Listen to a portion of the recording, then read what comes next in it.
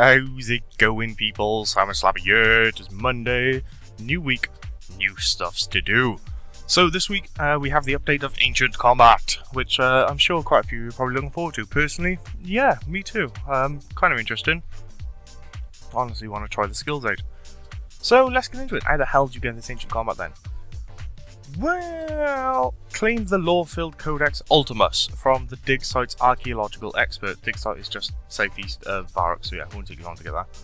And then go ahead and read it, and you will unlock 3 level 75 combat abilities, plus a group healing ability, which will require 91 Constitution. You can also summon 4 new Nile Familiars, and embark to Runescape on Nile and Whisper Slayer assignments. Tool up with the new dragon equipment, a magic-styled shield, a hasta, and throwing knives. So there we go.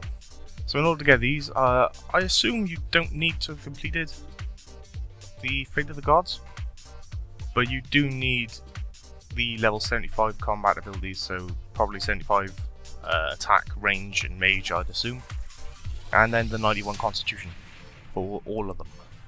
This doesn't mention them. So once you've completed the dig site quest and have at least 1 out of 75 attack, 75 magic, 75 range, and 91 constitution, speak to the archaeological expert at the dig site exam center. He will hand you the Codex Ultimus, a tome filled with Zerosian lore focusing on Zarus' battles with the many-headed beast god Lornab, or Lornoob, if you want to put it that way. Upon reading the book, you will gain 4 new combat abilities whilst you're at it. So there we go. So these abilities: Blood Tendrils, 75 attack. Deals up to 180% weapon damage to your target instantly, then inflicts 90% of your weapon damage over time to the target, as well as 25% of the weapon damage over time to the caster. So basically you use this, you'll bang out 180% of your weapon damage, and then inflict 90% of it over a period of time, probably 6 seconds, same as usual, and you will take 25% of your weapon damage over time as damage. So yeah, you hit a lot harder, but in response to it, you kind of take damage at the same time because of it. Alright, the ranged one is Shadow Tendrils. That hits the caster 2 to 5 times for a total of 33 to 250% weapon damage, then damages the target for 66 to 500% weapon damage in a single hit. That could hit very high bast numbers, but at the same time could potentially kill you. Should be interesting. And the last one is Magic. This is Smoke Tendrils. Deals up to 100% of weapon damage to the target, then 3 more hits as a combo attack, up to 125, 150 and 200% of your weapon damage. During this combo, the caster will suffer 3 hits of up to 25, 50 to 100% of your weapon damage. So yeah, you can take quite a chunk of damage from using these, but at the same time you are going to be inflicting a bollock ton as well, so yeah, I guess it'll just require playing about with and seeing what happens. And last but not least, there is Ice Asylum, level 91 constitution to use. The ultimate ability that conjures a healing crystal of ice. Every 4 seconds, this heals up anyone within the range of 1 to 7% of their maximum life points. Depending on how close they are to the crystal, the total amount healed, shared among everyone affected by the crystal, is 3 times the caster's maximum HP, including armor and other flat boosts. So with that, you will heal back quite a bollock ton of HP by the looks of it, especially if you're standing close to it, so that could be actually very, very nice. I might have to try that out. And then you got the Familiars, which personally, but maybe they're useful. If you've completed Fate of the Gods, you can now access the Nile and Whisper Slayer targets, Nile Summon Familiars, and new dragon equipment. Nile and Whisper Slayer assignments must be unlocked for 50 Slayer points each. After that, they can be assigned by Kuradel. The Nile drop ingredients that with 87 summoning and the completion of the quest can be used with Elder Energy, Elder Charms and pouches to make Nile Familiars. The Blood Nile is a melee combatant, the Shadow is range, and the Smoke and Ice both fight with magic. The first 3 have a combat level of 160, and the last one, the Ice Nile, is 150, with an additional chance to apply a hidden accuracy or defense debuff to the target. You'll also get a 5% increase to your accuracy if your combat style is the same as your active Nile Familiars, so it could come in handy. All Nile Familiars have the same special move, Annihilate, which works like Bull Rush, damaging and stunning the target. The stun does not work in PvP though.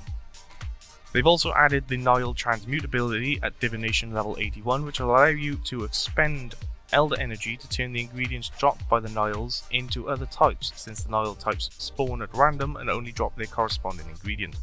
This is sure to come in handy. Finally, the Runescape Musper now have a chance to drop new dragon equipment, the Dragon Ward, Dragon Haster and Dragon Throwing Knives. And that's pretty much it. So yeah, you need to have completed dig site, and you need to talk to the archaeological expert in the dig site itself after completion, and you'll receive a book which will give you the level 75 and the level 91 new skills. In order to make use of the Nile and the Musper familiars, you need to have completed Fate of the God and was it 78 or 87 summoning? 87 summoning. So yeah, a little bit then. And there is also patch notes for today. Supposedly, if there's a level load. Come on, Sven, you can do it. You can load. Load. There we go. So let's see then. Is it 19th something today? 19th, 20th? Something like that. I don't know. Propaganda. Right, 19th of May. Good times. So, graphical wise, teleporting using the 6th age circuit will now play the correct teleport animation. The lesser demon flesh mask override no longer removes beards. The Takar brute head override no longer removes beards. Players can no longer turn invisible by using magical or enchanted eggs with certain emotes. The Smithed animation now displays correctly when using a Sacred Clay or Golden Hammer. The Fateful Heart now overrides Bound Orbs. Moving on to your skills and mini-games, Defense XP rewards from court cases no longer give attack XP. Eucalyptus logs can no longer be taken into Castle Wars. An issue where some players had a zoomed-in camera during the Conquest minigame, and that allowed players to zoom in and out using the mouse wheel, page up or page down functionality has been fixed. So you might actually be able to play Conquest now, after, I'm going to say 3 months. Audio now continues to play throughout the whole of the game of Heist. Some text in the Cabbage Face Prince Bonanza abilities interface has been changed to be more accurate. Players can no longer drag and drop minigame items whilst in Soul Wars and Barbarian Assault. Moving on to your quests and challenges, players can now rewatch the memories after completing the Rune Memories quest. Players can now switch their order colour without retaking the Rune Guardian's test after Rune Memories. The old Wizard Tower's basement can now be re-entered as a non-instanced area after Rune Memories. Inakra's Lament no longer lists the Crumble Undead spell as a requirement. Players now only need to have done all of the hard Falador tasks to trade in 50 white lily seeds to the gardeners in Falador Park. Lastly, moving on to your miscellaneous and ninja fixes. The Fairy Ring interface has been updated and improved, including new favourites functionality. There are now keybinds connected to the Spirit Tree teleports. Some scrolling text has been added to the second trade interface to account for long item names. A typo in the items kept on death tooltip has been fixed. A bug report interface now allows the correct number of characters when reopening the interface. Players can now keepsake their Gravite weapons. Combat Brawling Gloves now use one charge of 1k XP gained. Players use Brawling Gloves with stored bonus XP will now have the correct amount of bonus XP subtracted. Clan avatars can no longer be summoned in the Grand Exchange. Depositing more than one non-stackable item into a bank no longer briefly displays the item as stacked in the inventory. Players will no longer be stopped from cooking when they burn food if they have not seen the new burnt food tutorial notifications because they have their guidance system hints turned off.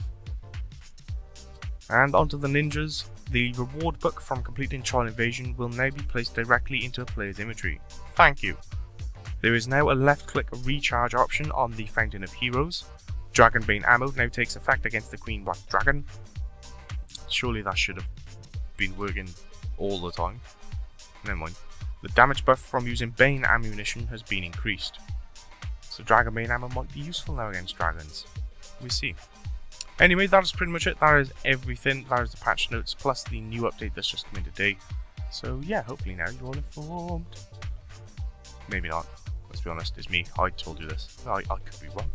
Who knows? Anyway, that is pretty much everything. There is a podcast about the LCD design, and it's the first part of it, so if you want to have a little listen to that, you are more than welcome to. It does talk about, well, Provisionals pretty much. So you can go through that, have a little gander. Also, there's a BTS on the Dungeoneering Spotlight. This is the Ninja Fixes, as I do believe. This is all about the Ninja Fixes that are meant to be coming probably next week, I would assume. So there we go. All in all, that's about it, people. So hopefully you're now well informed, and I will catch you all later. Have a good one.